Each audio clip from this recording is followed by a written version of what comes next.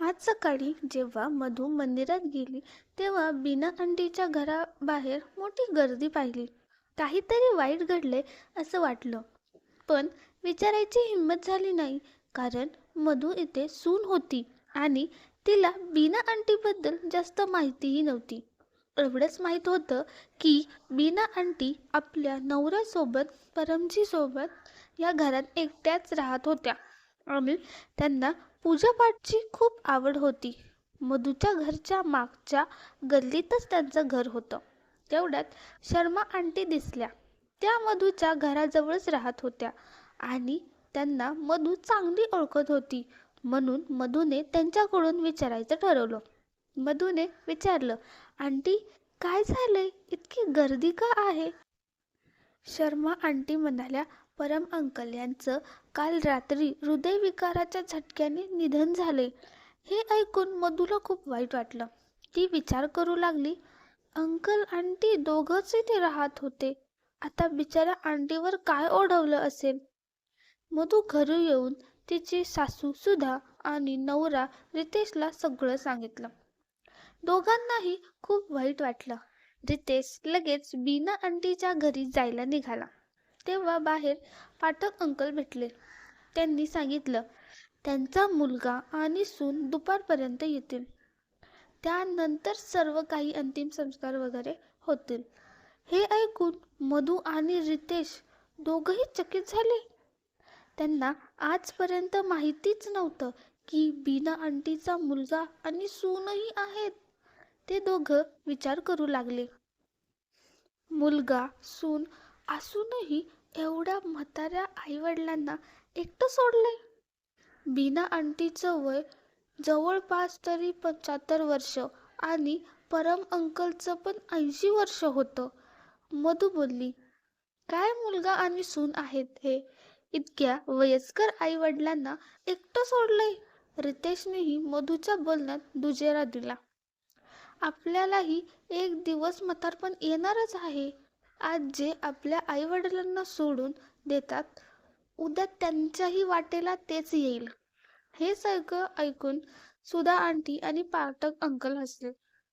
Pathak uncle म्हणाले, बेटा, जे दिसतं ते नेहमी खरं नसतं. रितेश म्हणाला, पण अंकल, इथे तर स्पष्ट दिसतंय ना की म्हातारे आईवडील इथे एकटे राहतात आणि त्यांचा मुलगा आणि सून कुठे दुसरीकडे राहतात. आपल्याला तर काहीच माहीत नाही. पाठक अंकल म्हणले, हा, कधी कधी माणसांच्या हट्टामुळेच तो स्वतःच एकटा राहतो, जसं बीना आंटीच्या बाबतीत झालंय. सुधाजी म्हणाल्या, बीनाजी फार हट्टी स्वभावाच्या आहेत. त्यांना जे पाहिजे असतं ते त्याच करतात. कोणाचंही ते अजिबात ऐकत नाहीत. त्यांना खूप नियम शिस्त वगैरे असलं आवडतं आणि त्या अपेक्षा करतात की त्यांच्या सुनेनेही ते सगळं पाळलं गेलं पाहिजे, की ते अशक्य नसतं. त्यामुळेच त्यांचा मुलगा सून त्यांना सोडून गेले. रितेश म्हणाला, पण प्रत्येक घरात थोडेफार नियम तर असतातच. पण त्यामुळे आई वडिलांना एकटं सोडून जातात का? संस्कार यालाच म्हणतात का? मधूही म्हणाली, हो ना रितेश, नियम तर असतातच, पण घरही सांभाळावं लागतं. रितेश आणि मधू परत परत हाच विषय बोलत होते. तेव्हा सुधाजी म्हणाल्या, ठीक आहे, तुमच्या विचारांशी मी सहमत आहे, पण मी आता बीनाकडे जाऊन येते, मग आपण बोलू. मधूच्या मनात सतत सतत हाच विचार चालू होते. नियम शिस्त ठेवण्यासाठी कोणी घर सोडून जातं का? प्रत्येक घरात काही ना काही नियम तर असतातच. आणि संध्याकाळी सुधाजी परत आल्या, पण त्या खूप थकल्या होत्या, म्हणून त्या दिवशी जास्त बोलल्या नाहीत. दुसऱ्या दिवशी सकाळी 3:30 वाजता सुधाजी उठल्या आणि त्यांनी मधूलाही उठवलं. सुनबाई, पटकन आंघोळ करून तयार हो, आपल्याला मंदिरात जायचं आहे. मधूला खूप अजीब वाटलं की इतक्या सकाळी का उठवले, पण सासूबाई म्हणतायत म्हणून तिने आंघोळ करून ती तयार झाली. दोघीही मंदिरात गेल्या. 5 वाजेपर्यंत पूजा पाठ झाल्यावर मधू म्हणाली, आई, मी चहा करून आणू?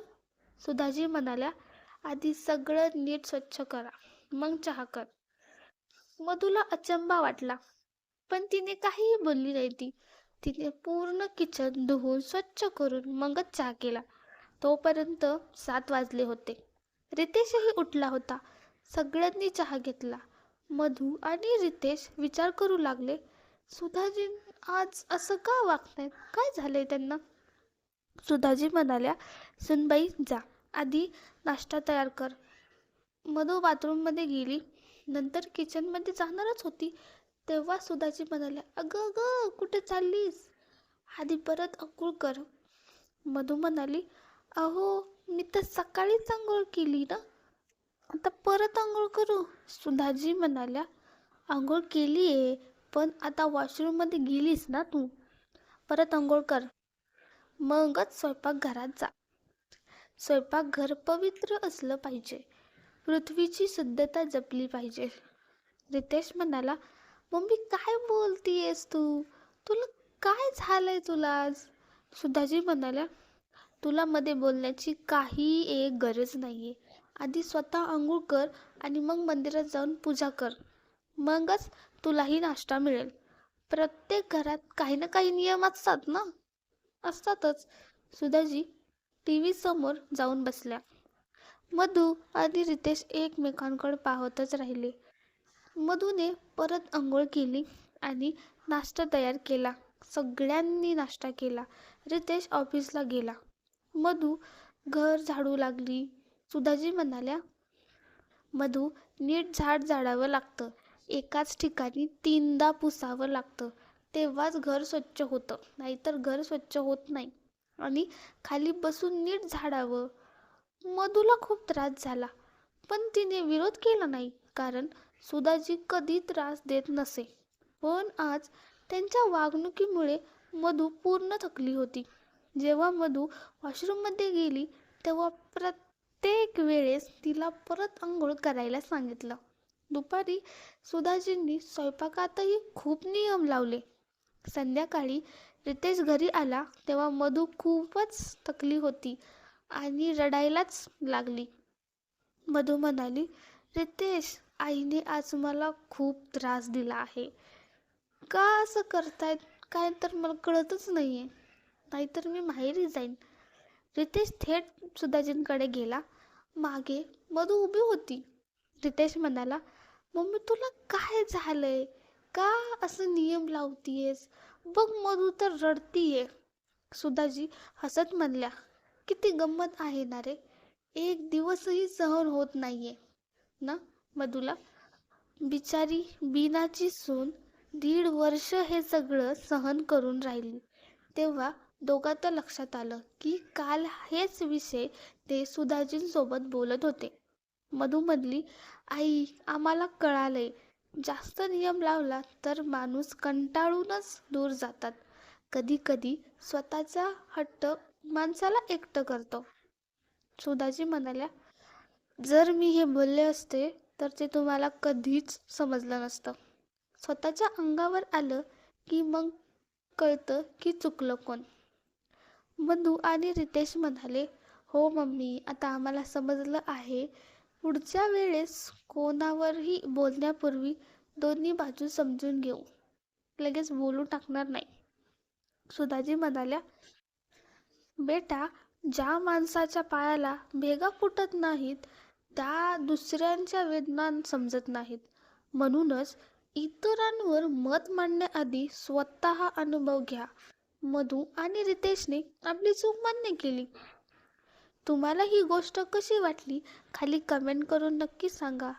जर तुम्हाला ही कथा आवडली असेल तर प्लीज आमच्या चॅनलला सबस्क्राईब करायला विसरू नका. धन्यवाद.